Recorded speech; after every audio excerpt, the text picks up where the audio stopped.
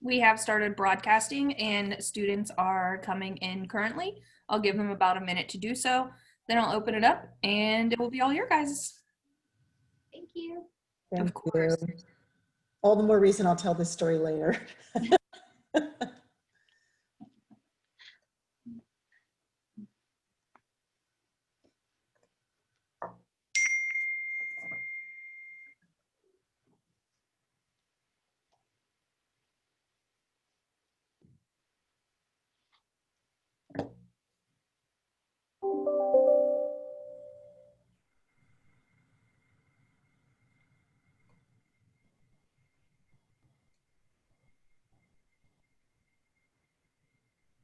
Okay, welcome to the virtual college exploration for all West Virginia students, sponsored by the West Virginia Association of Collegiate Registrars and Admissions Officers and StriveScan.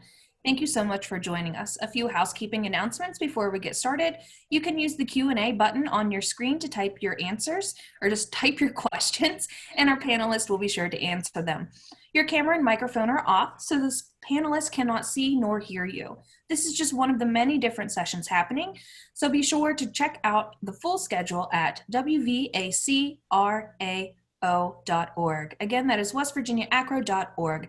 This presentation is being recorded and will be available along with many others in about a week on the same website. Again, that website is WVACRAO.org. I'd like to turn it over now to your presenters. Thank you so much for joining us.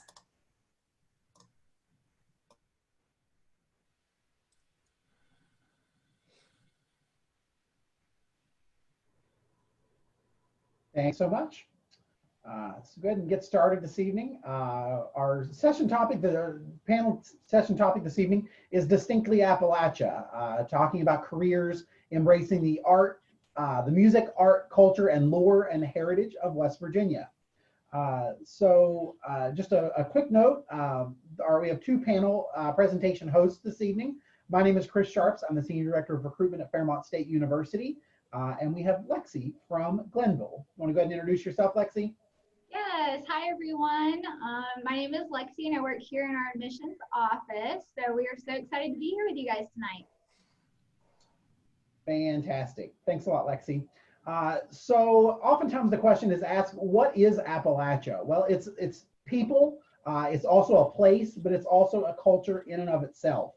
The Appalachian Mountains are thought to be the oldest mountain range on Earth. So whenever you think about all the different geography that makes up the heart of Appalachia, the Appalachian Mountains are the oldest on Earth.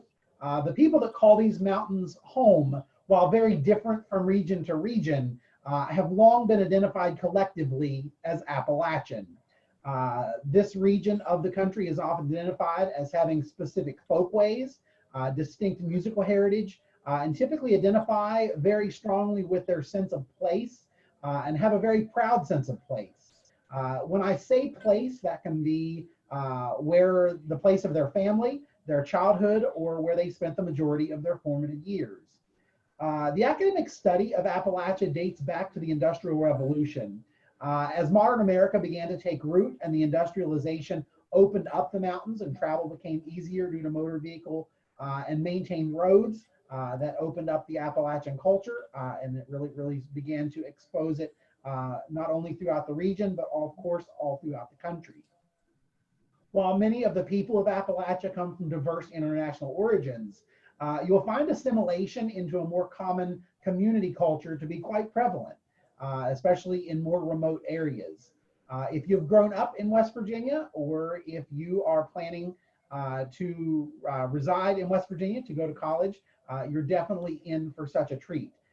If you've grown up, of course, in West Virginia, you should know that West Virginia is the only state that lies entirely within the Appalachian region. So whenever you think about the different periods of history, whether we are a generation or three removed from that revolution, many of the cultural icons are still present here in the Mountain State. Independent, hardworking, and resilient are often cultural characteristics attributed to the people of Appalachia. Much of the culture, music, and history and lore that are rich in these traditions reveal a beautiful weathered personality, always associated with a warm welcome, a place to call home, and the richness of character that stands the test of time. Our hope for our panel presentation this evening is to unpack some of the academic study and career options that lie within the preservation and perpetuation of the region and its rich culture and history. So with that, I'm going to hand it off to Lexi to introduce her special guest this evening. Thank you, Chris. Like you said, my name is Lexi and I work here at Glenville State College. We are super excited to be here with you guys, and I'm especially excited tonight because I am joined with our own Appalachian experts. So tonight I am here with Dr. Tim Conhaus, and he is going to introduce himself, and then we're going to ask some questions, and they're going to share their knowledge with you guys. So, Tim. Thanks, Lexi. It's good to be here this afternoon. Thank you all for joining us out there on this live feed. As Lexi said, my name is Tim Conhaus. I'm an assistant professor of history here at Glenville State College, and I specialize specifically in U.S. history, Appalachian regional history, and African American histories. All right. So our first question, how would you define Appalachia? So defining Appalachia, and Chris already gave you kind of a sample, kind of a taste of it. Defining Appalachia is really, really challenging, believe it or not. What we think of Appalachia and what we know of Appalachia can be two different things. As Chris said, one of the unique things here for us in West Virginia is we are the only state that is completely encapsulated within Appalachia. Excuse me, but Appalachia itself is largely built on stereotypes, and those stereotypes formed a long, long time ago. And part of studying Appalachia now is addressing those stereotypes, overcoming those stereotypes, and really starting to look at our relationships, not just with ourselves within West Virginia, but how we relate to other folks outside of West Virginia in the United States, and then more broadly as well. So when we talk about Appalachian history, it can go off in a lot of different directions, and it's a really, really exciting field to study.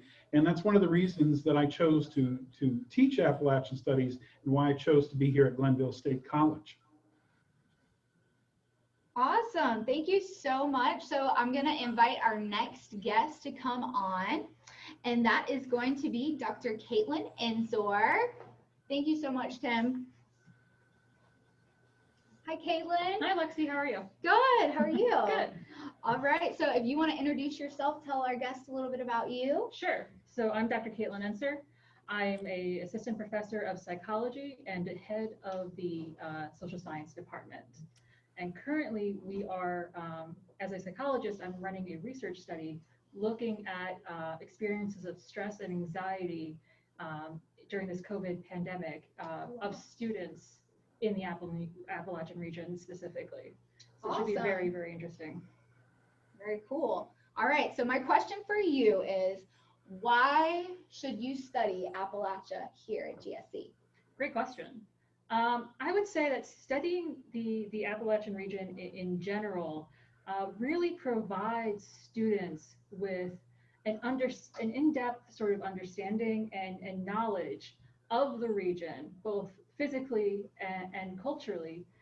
So not just the history, but it's also its people. Mm-hmm. And Glenville State College is a liberal arts college. You get a very, very intersectional approach. Mm-hmm. And the social science department in particular is very much interested in questions of the human experience. So students who graduate from our department are well equipped to go into a multitude of careers, which is pretty exciting. That is exciting. Yeah. Awesome. All right. Well, thank you so much for being here tonight. Thank you. I'm going to invite our next guest on, and that is going to be Mr. Nick Blake. And Nick is actually one of our senior bluegrass students here at GSC. And fun fact, Glenville State College is the first institution in the nation to offer a comprehensive 4-year degree in bluegrass. So Nick, we're so excited for you to be here. Yeah, If you glad want to to be here as introduce well. yourself to everyone. Yeah, so my name is Nicholas Blake, and like she stated, I'm a senior here at Glenville State College, getting ready to graduate here in the winter. So looking forward to getting started in the bluegrass field and maybe doing a little bit of Appalachian studies as well. Awesome. All right, so my question for you, are you ready? Yes, ma'am. All right, so is bluegrass a part of Appalachia? I would think so wholeheartedly, yes. And reason being is because, you know, bluegrass music kind of derived out of settlers coming from, you know, Ireland and Europe and these places that, you know, migrated into the Appalachian Mountains. And you know, that built a style of music that was called more or less, it was called old time. And so bluegrass was more or less a modernized version of this old time music, as well as, you know, some different hints of, you know, different musical tastes that may have come through the 30s and stuff. Because, you know, bluegrass music is, you know, it sounds like it's an older genre of music, but it's still relatively new. You know, a lot of people, you know, would say, well, it started in the 30s or in the 50s, but, you know, we kind of like to coin the year of 1945, just because that's whenever, you know, a certain group of people got together and actually formed, you know, what is known as the bluegrass sound. So, Wow. yeah, and you know, Okay. those folks were directly out of, you know, Southwest Virginia, as well as, you know, West Virginia, Kentucky. You know, Kentucky's the bluegrass state. That's kind of, you know, where bluegrass music got its name from, because they wanted people to know where they were from. You know, bluegrass, Kentucky, mountain region. You know, they wanted people to be able to coin that to them, to know that, all right, this is mountain people, and but they aren't necessarily stereotypical. You know, they would dress Right. up in nice clothes and ties and nice pants and shoes and stuff, and be very presentable. Awesome. Yeah, Well, I see you got your guitar. I do. So would you mind putting on a little performance for us? I do not. We would love to have it. You know, this little tune here, it's an Appalachian tune. It derived from the Carter family. So, and I'm sure a lot of folks will recognize it, maybe not. So, but this is the Wildwood Flower.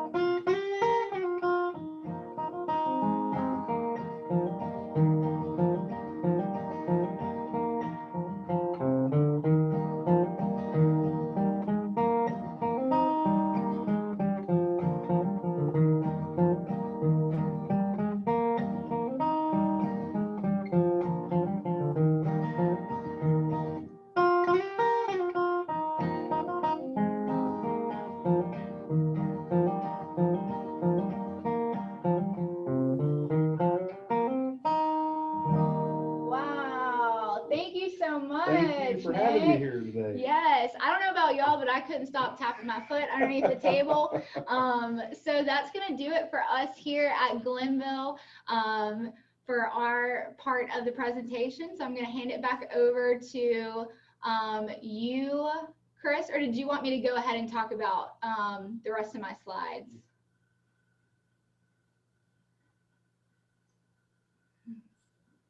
Chris, you're muted. Yes. I clicked it twice and it unmuted and muted me. So yeah, go, you can run through the slides that you have here, Lexi. Okay, sweet. So on this slide, this is going to be our admissions team. So I just want you to know that kind of my job here is to make the application process super easy for you. I know it can be a little stressful when you're trying to apply.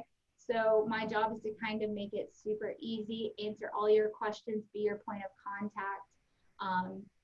And then on the next slide, you're gonna see information about applying. And that is gonna be our link right there. So you can actually follow that link and that'll take you directly to our application. You submit that application and then someone from our team is gonna reach out to you personally, and we will kind of gather your information that you submitted to us, and that'll kind of help us guide you further in the application process. On the next slide, I would definitely want to talk about some events that we have coming up here that we're super excited for. That's going to be our Fall Bash that is kicking off this Saturday, October 17th. If you would love to be a part of that, you can actually follow the link on the screen and sign up for that. We would love to have you there. We're going to have our departments there. We're going to have our student activities there, more live music like this. So definitely something you want to be a part of. Also, if you can't be a part of it in person, we have some of our virtual GSC days coming up. So that's going to be Monday, October 19th and Monday, October 26th. So if you can't be in person with us, we would love to be able to talk with you virtually and give a full length presentation all about GSC. So, and you can sign up for that. I think the next slide is just my last slide, just letting you know, thank you for being here with us tonight. We really had a great time being able to present this information to you. If you have any questions, please contact us. And we would love to have you on campus. Campus is open, and I think the best way for you to kind of see who we are is to come here in person. So follow that link, sign up, come in for a campus tour. We would love to have you. And also follow our Twitter. That's where we're going to post a lot of our information. So thank you guys, and go Pioneers. All right. Thanks a lot, Lexi. Absolutely. Once again, I'm going to go ahead and introduce my special guest this evening, and that's Dr. Francine Kirk. She is a professor of communication and theater arts here at Fairmont State University. And then she is also the interim director of the Frank and Jane Gabor West Virginia Folklife Center. So welcome, Fran. So glad you could be with us this evening. Go ahead and lead off a little bit and talk about what the Folklife Center entails. So we're very fortunate at Fairmont State University to be the home of the Frank and Jane Gabor West Virginia Folklife Center. And you can see on your screen, we are in a historic barn, a barn that was built in 1901, was part of the Kennedy family. And the Kennedy family farm, a lot of the area that belonged to the Kennedys is now where Fairmont State University sits. One of the things that's very important about our particular barn is that in 1943, it turned into a set of apartments. And a woman named Ruth Ann Music came to Fairmont State, it was then Fairmont State College, to teach English. She was a folklorist, and she began to collect stories all over north central West Virginia. She had her students collect stories, and from those stories, she published 3 books that our audience may be familiar with. One is called Coffin Hollow. The other is The Telltale Lilac Bush, and those are both collections of ghost stories from West Virginia. And then she also did a collection of stories from Eastern Europe. You know, we don't think about Eastern Europeans coming to West Virginia. Very often we think that in Appalachia, most people are Irish or Scots-Irish or English or Welsh or German. But there were a lot of Eastern Europeans who came to work in the glass industry, came to work in the coal mines, and she collected those stories as well. So about 10 years ago, the university decided it would preserve Dr. Music's work. And so her work is the basis of our collection at the Frank and Jane Gabor West Virginia Folklife Center. And you can see our mission there. And we are dedicated to identifying, preserving, and perpetuating our region's rich cultural heritage through academic study and educational programs. So 2 of those areas of academic study that we offer in the Folklife Center at Fairmont State University are minors in museum studies and folklore studies. So Chris asked me to talk just a little bit about what people do in those fields. Well, first of all, we have 2 galleries, and Chris, do you want to go ahead and, okay. So our folklore studies minor is 19 hours. There are classes like the Introduction to Folklore, classes like folk literature and folk music and folk art, and also a class called Material Culture. So what's material culture? Material culture is stuff. It's the things that your family had. It's quilts, it's the family Bible, it's photographs, it's furniture that your grandfather built, or wool carding pads that your grandmother brought with her on her trip from England when she came over in the 1800s. That's material culture.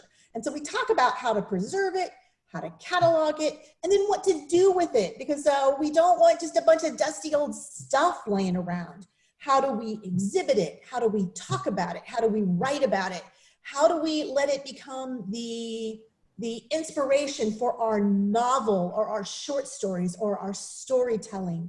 And one of the classes in the program that I'm particularly fond of is the art of storytelling, because I teach that class. And so every other year we take students to the National Storytelling Festival in Jonesboro, Tennessee. And we talk about storytelling not only as an Appalachian art, but as an art across the world. There are storytellers there from all over the world. And right now I'm teaching a class called Preserving Appalachian Culture, and we are doing oral history collection. And from those oral histories, we are interviewing right now people who worked at the Four-State Mine. So coal is a very important part of our Appalachian history and culture, but it's also a very controversial part, and we don't want to negate that controversy. So we are interviewing these men who worked at the Four-States Mine, and we're finding out their wonderful stories. And it's not just enough to put those stories away and put them in a dusty old archive. We are turning them into digital stories, and we are turning them into podcasts. And we are working with the Marion County Visitors and Convention Bureau and Parks and Recreation to get that information out to people in North Central West Virginia, because tourism is a very important part of our future, and our past, our history, is a very important piece of that tourism. So we are looking at heritage tourism, and we are trying to get people into Appalachia. I think we've learned during this COVID pandemic that people can work from anywhere. So why not have them come to West Virginia? Why not have them bring their intelligence and their capacities and their abilities and come to West Virginia to live and work among us? And so you'll see on the slide that there are career opportunities in folklore. Now you might say, why would I want a career in folklore? You want to use your folklore to enhance your career. People who teach, people who work in state or historic parks, people who work in museum management, people who work in entertainment, there is value for them to understand who they are, where they've come from. Also in things like medicine, you know, right now during this pandemic, we have doctors and nurses and technicians who are dealing with people in Appalachia. It's important that they understand those people. So even if you think you want to be a nurse and you want to spend your time in math and science, there's still value in learning about storytelling, in learning about art, in learning about all of our Appalachian history and the way we have lived our lives as subsistence farmers and as coal miners and as folk musicians and as folk artists. Chris, do you want to change the slide there for me? So we also have a minor program, 18 hours in museum studies. And so we have two really lovely galleries. You can see in one of the pictures here, my student Nathan was working on an exhibit about the Civil War, about the ordinary soldier. We invited one of our local residents who's a collector to bring his collection in, and we curated his collection. You can also see the students laughing in the second picture. We took a trip to a couple of museums in Pittsburgh, and we had a really great time because we want to see how those museums function and what our jobs would be inside those museums. Are we going to be part of the education team? Are we going to do museum interpretation? Are we going to work behind the scenes and work with museum collection? And then how do those things apply to the folklore minor? We have a lot of students who combine both of those minors. And again, those students work in history, particularly public history. They work in art, they work in the sciences. One of the things you have to understand about both of these degree programs is this is about learning a couple of things. I asked my students, Chris was my student as a matter of fact, and I asked my students, who's your audience? What do you want them to know? And so we take those phrases and we run with them with our exhibits that we put together. So in both the folklore minor and in the minor in museum studies, here in the Folklife Center, you get hands-on experience with exhibits, with educational outreach, and with programs such as our Phyllis Moore author series. We've been doing an online author series, and we've talked to West Virginia authors this semester, including a couple of authors who've talked about the Black community in West Virginia. And a lot of times we live in a rather white society here in West Virginia, and we don't realize just how important the Black community is to our culture and history in West Virginia. So tonight we have a professor who's coming on who's going to be talking about Carter G. Woodson, who is the father of Black history. And he's going to talk about Woodson's life in West Virginia and the time that Woodson spent in Huntington and the time he spent at West Virginia State, which was not called West Virginia State at the time. So one of the things that's super exciting for me about all this is that I am a storyteller. But I'm a storyteller in the traditional sense, in that I will tell you a story like Taily Poe or one of Dr. Music's stories like The Little Rag Doll. But then I'll turn around and turn that storytelling skill into podcasting, into digital stories, into documentary filmmaking. So understanding who we are and understanding where we're going is a really important piece of this puzzle. So we love to tell students that you can pair these minors with anything. And of course, I'm particularly interested that they combine them with communication arts, but I'm also really interested in them combining it with business and marketing and with anything that deals with the West Virginia public. Chris, you want to go on to the next slide? Or is that the end of it? That is, which slide were you looking for? I'm looking at, okay, you've got the perfect pairing. Is there another one, or is that the end? Oh, so I just want you to know that we have a really good time. Every year we have a square dance. If you see down in the left-hand side, last year we honored at the Folklife Center a traditional music named David Bing with our Traditions Award. When we're not in a pandemic, we have a big ice cream social every year. Over here on the right, you can see some people making a film. We did a program that we took out into schools. We hired a man who was a storyteller to talk about West Virginia mining.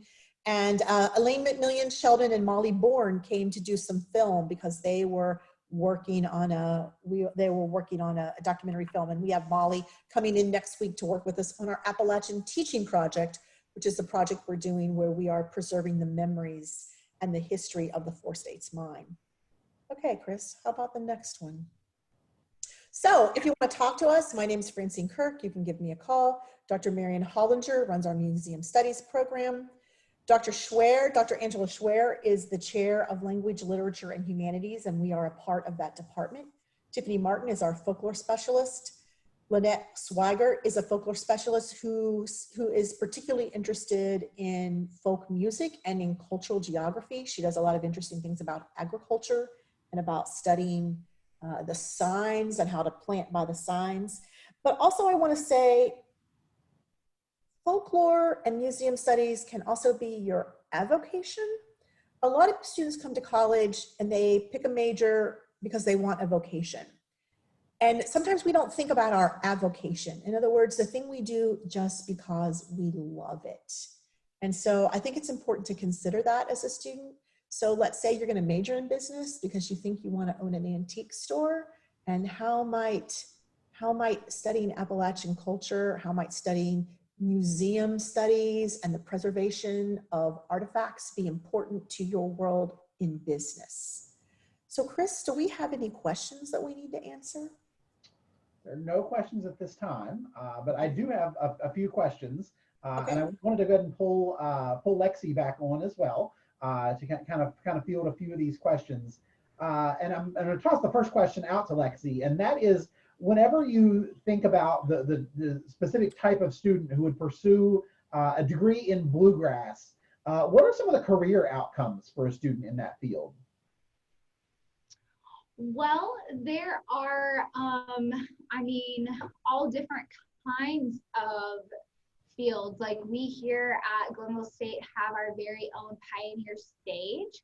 So you actually get to work very closely with Dr. Megan Darby, and I posted her contact information, but you get to work closely with her and kind of go through all of the cultural aspects, and they just really do such a great job. And then we have so many things here in Glenville, especially like we have a big folk fest that we host here in Glenville. Unfortunately, kind of due to COVID, we were not able to do that. But she is someone that would be able to kind of give you all of that information on everything bluegrass. And Nick, being one of our seniors that you saw here, he's actually going to be graduating this December, and he works hands-on in the bluegrass, and So yeah, there's a lot of opportunities available to you here. And you had said that Glenville State is preparing to launch an Appalachian Studies major, correct? Yes, we are. So that's kind of why I had my special guest with me, because they are have all been closely working together on creating this program and what this program is going to entail. And so kind of being on this tonight, I think it was very helpful to them, so they can kind of build this program for students like you guys. So, and provide, you know, that here at Glenville State College. So I'm going to ask a question of Fran. As you have worked with students throughout the process of both of the minors that are offered through the West Virginia Folklife Center, what are some of the different avenues that those students have been able to employ the skills they learned through those minors in different career fields? You know, one of the areas that they sometimes go into is government. You know, we don't think about this, but people who end up, maybe they go to law school and they end up in government, they end up being a politician, which, you know, sometimes we look at the word politician and we don't like that word very much, but I like to say that they become a problem solver. So they might go to work in a nonprofit organization. They might go to work in government where they deal with problems. You know, they deal with economic problems, they deal with medical problems. For example, you might think about now, a lot of our nonprofit organizations are trying to deal with the opioid epidemic, and having an understanding of Appalachian people is really important to those kinds of nonprofit problem solvings. But then there are a lot of fields that we would think about. So for example, you might go to work in a museum, you might go to work in a state park. We have, in Marion County, we have Prickett Sports State Park, and there are interpreters at the park as well as administrators at the park. Some people become entrepreneurs. There is a push right now to take folkways and turn them into business. That's obvious in agribusiness. For example, in Marion County, there are about 3 breweries. There's a lavender farm. There are a couple of flower farms. And some people go to work in extension. Some of you are familiar with 4-H. So some people go to work in the extension field. Some people go to work in heritage tourism. And again, that might go back to your state parks or your museums. Some people go into media. Some people go into social work, and they take these ideas with them. Some people go into entertainment. They become professional storytellers of some sort. Some of them go into the food business. Some of them work, there's this idea of heritage tourism, and you may not think about this, but think about the number of people who come to West Virginia every fall to go deer hunting. Now you may say, what? You know, my family deer hunts. How many of them come from somewhere else and come from out of state to come in to go into deer hunting, to go deer hunting? Deer hunting is a really important part of heritage tourism. And so what our people do is make, you know, they may just work in a shop where they sell deer license. They might do that, but they might work in a place that does media, that tries to get people into bed and breakfasts, that tries to get people into the restaurants, that they might advertise the ATV park down in southern West Virginia. So they end up in some sort of heritage tourism. That's not an uncommon thing that people do. And then people go into archiving. So they work at libraries, they work in academic institutions. So yeah, I don't know, Chris, have I answered your question? Modern energy is a real issue in West Virginia. And so people go into land management with a background in folklore, because if you're gonna go out and talk to people about getting a right-of-way through their land, you better know something about them. You better know how they respond, how they might potentially react, or you just might get run off their porch. Yeah, absolutely. That's learning the people, the culture, and their beliefs is so important. So Lexi, another question for you, specifically about Glenville. If a student is planning to apply for admission to Glenville, what does the process look like for a student who is preparing to apply? Okay, so the first thing, honestly, is just to submit an application So, and that was provided on the screen with a link. You follow that link, you fill out the application, and then that gets sent immediately to us here in our office. And what we do is we'll kind of get your application and we kind of collect your data. So we're going to see, where are you from? What are you wanting to major in? Are you interested in bluegrass? Are you wanting to play a sport? We kind of gather all that information about you, and then we will personally text you or call you or email and get in contact with you and let you know, okay, we see that you are interested in this, then you're coming in as a first-time freshman, or you may be a transfer. So there's different documents that you may need depending on what you're applying as. So we kind of talk you through those steps, talk you through the documents you need.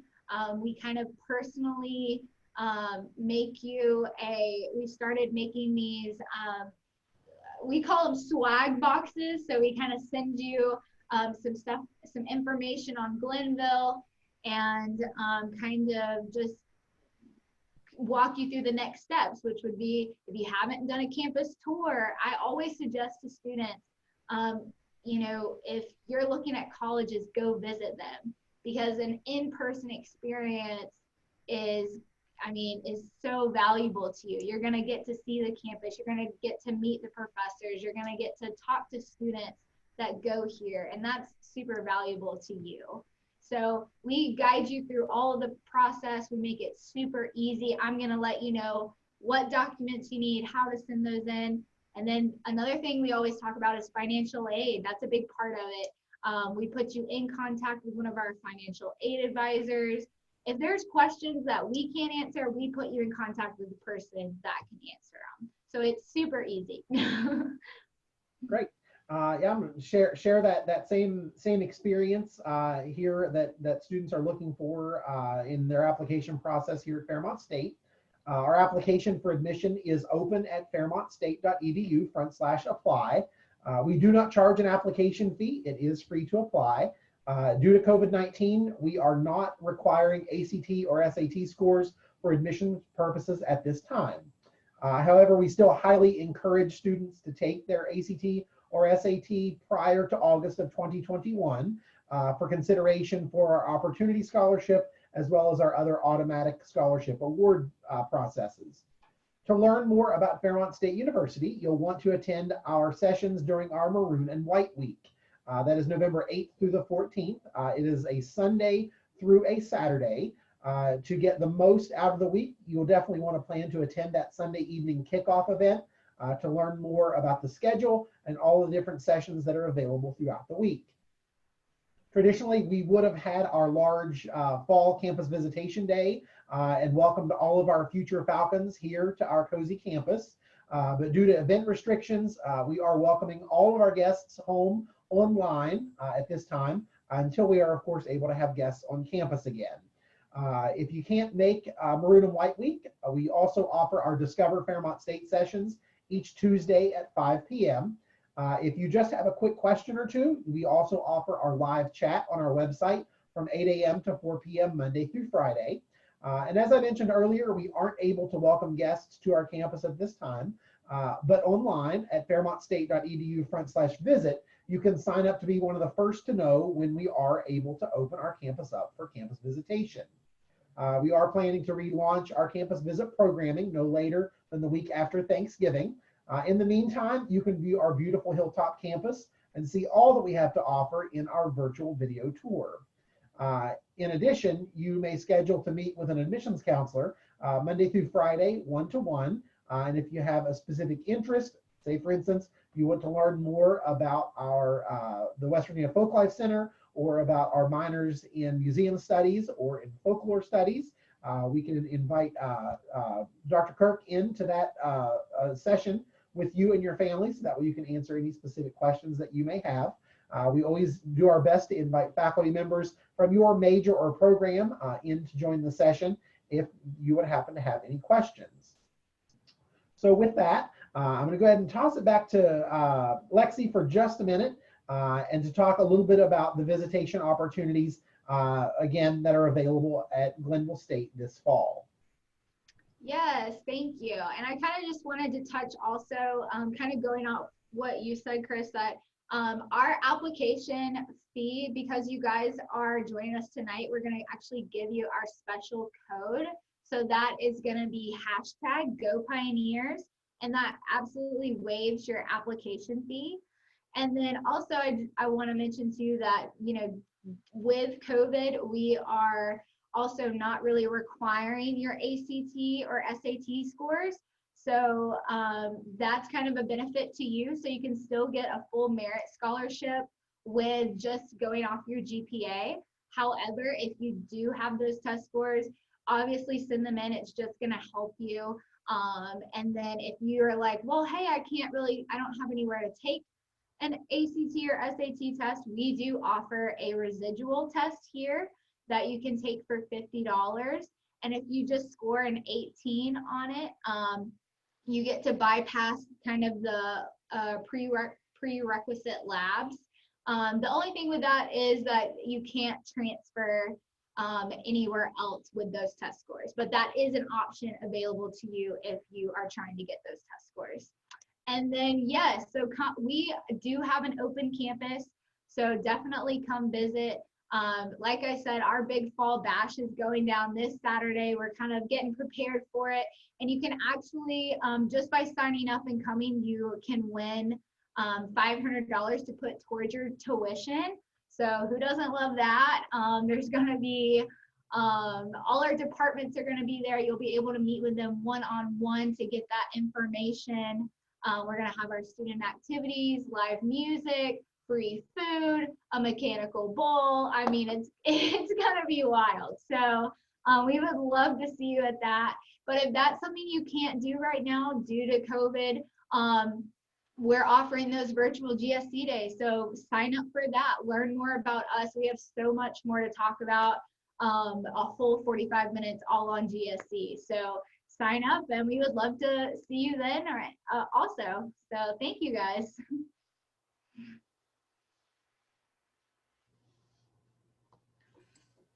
Chris, I can't hear you. It gets me every time. Even if a student isn't involved in one of the minors within your programs, what can a student who is a student at Fairmont State University expect as far as programming and different types of events and things at the West Virginia Folklife Center?